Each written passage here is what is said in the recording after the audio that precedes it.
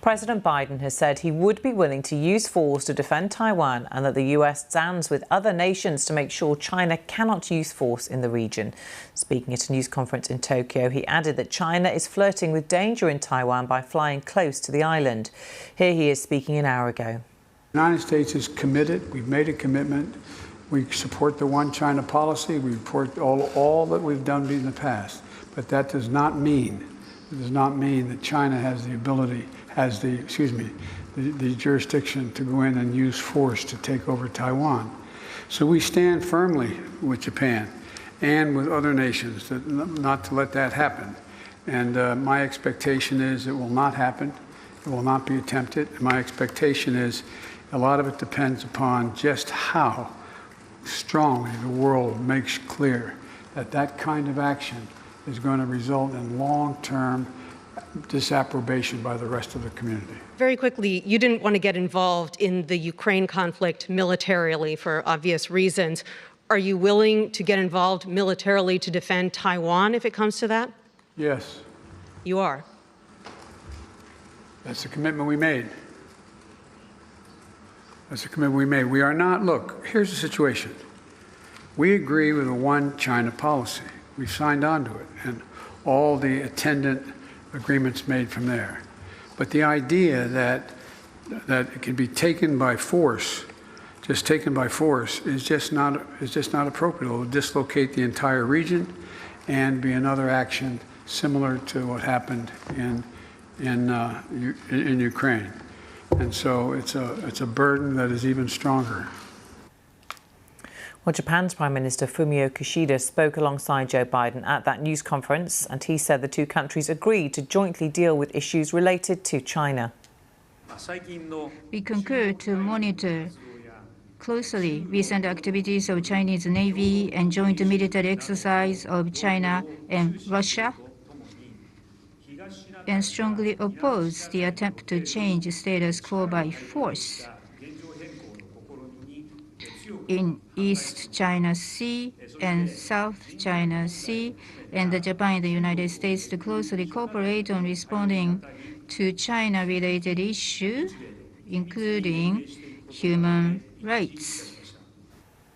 Let's go live now to our Tokyo correspondent, Rupert Wingfield Hayes. Rupert, welcome to you. Let's pick up on those comments from Joe Biden saying that the US would be prepared to step in militarily if Taiwan was invaded by China. In the past few minutes, we've had clarification from the White House saying there is no change in US policy towards Taiwan. What do you make of it? Yes, well, as I said last hour, I expected the US, some part of the US government would start walking those comments back pretty quickly, and that indeed is exactly what's happened. They've said there's no change to the one China policy or to America's long-term commitment to helping Taiwan to defend itself. So that is the official US position. The US has always had, since 1979, since it dropped recognition of Taiwan and recognized the People's Republic of China, it has maintained this thing called the One China policy. That's the formula they came up with in order to establish relations. And it's always been a very uncomfortable position for the American government because it obviously has a great deal of feelings for the people of Taiwan, and it is a democracy, it is friendly to the West.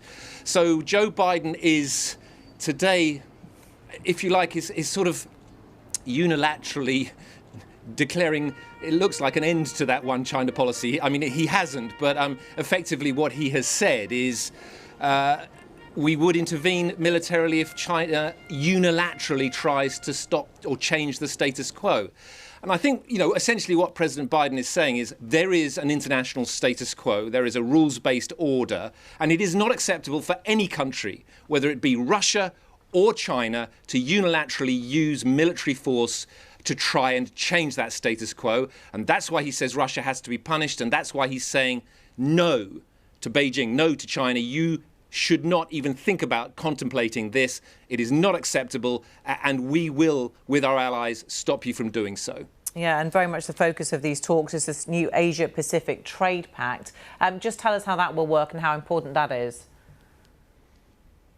Yeah, so I think you have two things here. You have that very narrowly focused territorial dispute between China and America and its allies, Taiwan, the East China Sea, the South China Sea. And then you have this much broader issue, which is Chinese influence as opposed to American influence in the world. And what's been happening in the last 5 years or 10 years is that China's influence has been growing. China has been investing a lot of money, a lot of resources in developing relations with countries all over the world. It's Belt and Road Initiative, spending tens of billions on infrastructure around the world. And this is making America and its allies, like Australia and Japan, somewhat uncomfortable, and particularly in places like the Pacific, where small Pacific states are being won over by China because China is coming in and offering loans and assistance in a way that America and Australia have not been. And I think America and Australia and Japan have been somewhat caught short by this, especially over a recent agreement between China and the Solomon Islands. And so this new initiative is really to try and win back the initiative and offer an alternative to China, to these small developing countries across the Pacific and the Indian Ocean, and say, hey, look, we can be your partner. We can offer you technology, assistance, medical supplies, vaccines, digital security, all sorts of things. Come to with us, or stick with us. Don't go off and become closely tied to China. That's not in your interests. And Rupert, America's relations with its Asian allies has been pretty rocky over the past few years, but Joe Biden very much couldn't have been stronger in his commitment to Japan and how important the relationship is, could he? Very much so. I mean, the atmosphere is very, very warm. This is a very warm welcome for an old friend.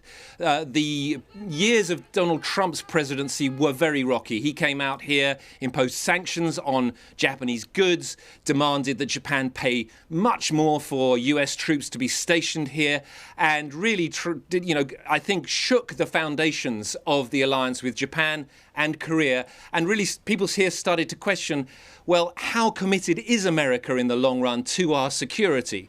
Joe Biden is a very, very different personality and is an old foreign policy expert going all the way back to the 1970s.